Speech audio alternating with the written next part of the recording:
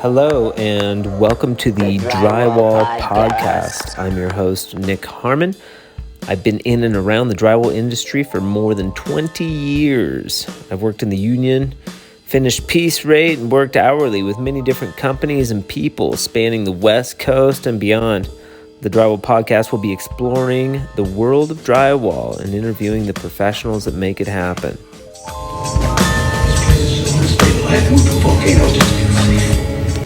This podcast is brought to you by Fresco Harmony. Fresco Harmony is the world's first color joint compound system to create beautiful walls, whether you're going over existing painted texture or level 3 finished drywall. This is my new least favorite place I've ever been. I spent a lot of time here. And trust me, it doesn't get any better. We'll be discussing all things drywall. This concept began with the Facebook groups picking unique topics, discussing application techniques, and the characters and the comedy that ensued. Let's get into it. What an absolute pleasure to be able to interview Papps Duggins of Slick Finish Drywall. We talk about social media, his work up in New York, and his involvement with Columbia Tools as an ambassador. Papps has a legacy spanning over 20 years, and we cover as much as we can. So without further ado, Papps Duggins. Super excited to have Papps Duggins on the very first Drywall podcast. Here we are. Wow, thanks for having me. Papps can be first. Who cares, right? Hey, I'll take it now. Absolutely. Papps Duggins. It's a big shout out to you for having me on, man. Thank you. I appreciate absolutely. it. Turn you up here a little bit. Absolutely. Drywall, all things drywall here on the Drywall Podcast. And specifically, I want to target people in the industry. You know, I want to start Mud Madness. That's the name of your company? Yes, sir. Well, no, that's the name of my social media platform. The name of the company is Slick Finish Drywall.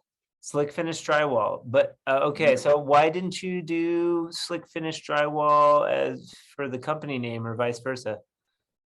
I don't know. I didn't think it was that exciting for the the internet and everything. Figure Mud Madness, I'd probably catch somebody's eye. Okay, all right. So it was exactly brand, what I'm about. Brand strategy, and Mud Madness. And then I noticed you have like a little, if you lean back there, maybe your logo's on your shirt there. Oh, yep, yes, sir. So you have an alien. So drywall alien. It's almost like a secondary or third brand that you have. Nice. Why'd you choose an alien? Well, because one, I'm skinny with a big old head. Then when I jump on construction sites, commercial sites, you get that look. I get that look that's like wow, what the hell is he doing here? What's going on here? You know what I mean? Almost like seeing the UFO or just seeing something out of the ordinary. So why do you say that? Yeah, like I'm foreign, like maybe I'm not supposed to be there. What the hell am I doing there? I just take it and run with it, Like because you're a drywaller? Yeah, and usually I walk on big commercial jobs, and it's a lot of drywall there, and I'm by myself, Ah, okay. They're like, there's no way this dude's gonna finish all this drywall by himself. Yeah. I'm like, okay, I'm gonna take it and run with it now, Sure. So have you always worked solo? So just for our listening audience, and maybe people do know or don't know, working solo in the drywall industry is kind of rare. I've finished houses solo. It's hard. Yeah, it's hard, and I also liked it. I was much younger at the time, but it was like really hard work.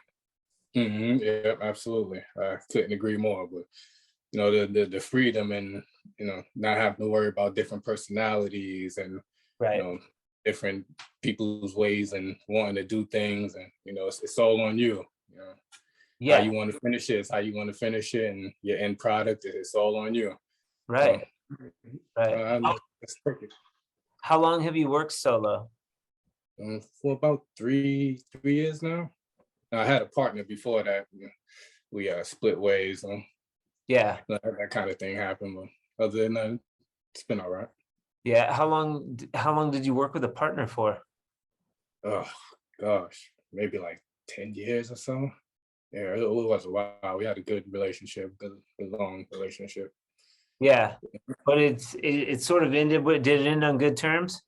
Yeah, absolutely. Yeah, just the body. He's a little older. He was a little older gentleman, so it Yeah. took a little wear and tear on his body. Oh yeah. Yeah, he just wanted to do something a little more easier, a little more subtle for him.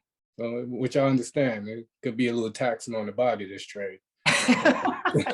No, it can't be. Yeah, I can't agree more. If I could have found something much more easier, The wrist. Do you get like the wrist, like at night? Do you get the wrist falling asleep? Yeah, yeah, Mm-hmm. yeah. Absolutely. Like sometimes it takes like Yeah, a good couple minutes to wake that sucker up. Yeah, absolutely. If I sleep with my hand above my head like this, yeah, it goes to sleep really, really quick, and I got to shake it out and mess me up at night sometimes. When I worked in the union, they used to have these weird. So I worked in the union for a spell when I first started out as an apprentice, and they had like when we worked on Intel, they were really big on safety, and they had like little exercises that you do for your wrists to prevent carpal tunnel. I don't know if it worked or anything like that, but something maybe to consider. Maybe if some of our listeners know some good tricks to stretching or wrist exercises that can prevent carpal tunnel, share them, man. Share them. I'm all in. I'm all in. So you had a partner for several years, 10 years. You've been solo for 3 years. You prefer being solo? Yeah, for the most part. Sometimes I get a little lonely. I'm not gonna lie. Look around and like, all right, I guess it's just me, Everybody's got buddies. They're eating lunch and laughing and having fun, and Papps is over by himself. Oh yeah. But usually on residentials, that's my meat and potatoes there, the residentials. So I'm usually by myself for the most part. Nobody's in there. If a customer come by, he's either in or out. Yeah. In a few minutes, so I just jam my radio on and go to work. Yeah. What do you like to listen to on the job site? I like a mixture of things. Like a little hip hop. Your R&B. You got your pop. Just things to get me moving. Yeah. So you like more upbeat music? Oh yeah, absolutely. Okay. All right. I'm an open-minded kind of man. I listen to country. I like Kenny Rogers. I grew up on Kenny Rogers. Okay. So it wouldn't upset me any if any country popped on. We've got earbuds now. I mean, yeah, exactly. Great. My library is flooded with good music, man. I just pop in my earbuds, turn on my music library, and I'm good to go. Oh yeah. Cool. What else? So the social media thing, that's kind of where I saw Papps first. So I remember there were some videos, and maybe you got a lot of traction on those videos, but like there was a couple videos where you were like, you'd run the box, I remember, and then you put in like a laugh track or a cheering track. Yeah. Okay. And like those, you did a few of those. That was a while ago, maybe 2 years ago, 3 years ago. You got quite a bit of traction over that, right? Yeah. It did. A lot of people did like that one. I enjoy, editing the videos and things like that. Yeah, that one was fun. That one was definitely fun to do. Yeah. So how many followers do you get on your TikTok? You were doing TikTok, I think. Yeah. For most people, you were on top of that. Yeah. Back in its infant, like when it first switched over to TikTok from I think it was Musical.ly or something like that. I forget the original name of it. They switched over and started picking up traction. I was like, hey. So you were on it. You were on TikTok before it was even TikTok. Right when it switched over to TikTok. So yeah, it Wow. was like in infant stages of being TikTok at that. Crazy. It's huge now. It's so big. I'm still, Mhm. I don't really know what to post. I mean, fun stuff or like, short videos, Yeah, you know. yeah. I just try and port over, keep it, one to the other from Instagram to Facebook to TikTok. It's not really a difference from the videos that I put on each one.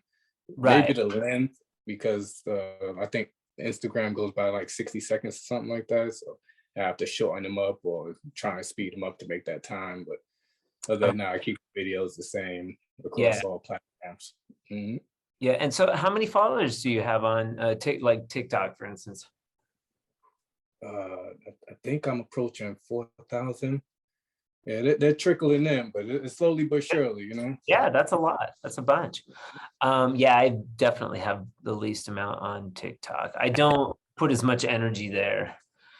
I Yeah, post on Instagram and that shares to Facebook, and I'm still figuring it out. Uh, yeah. There you go. I The mean, algorithm is crazy. Trying to what's figure that? out the algorithm. Yeah, trying to figure out the algorithm and when to post, and Yeah, yeah, it's just insane.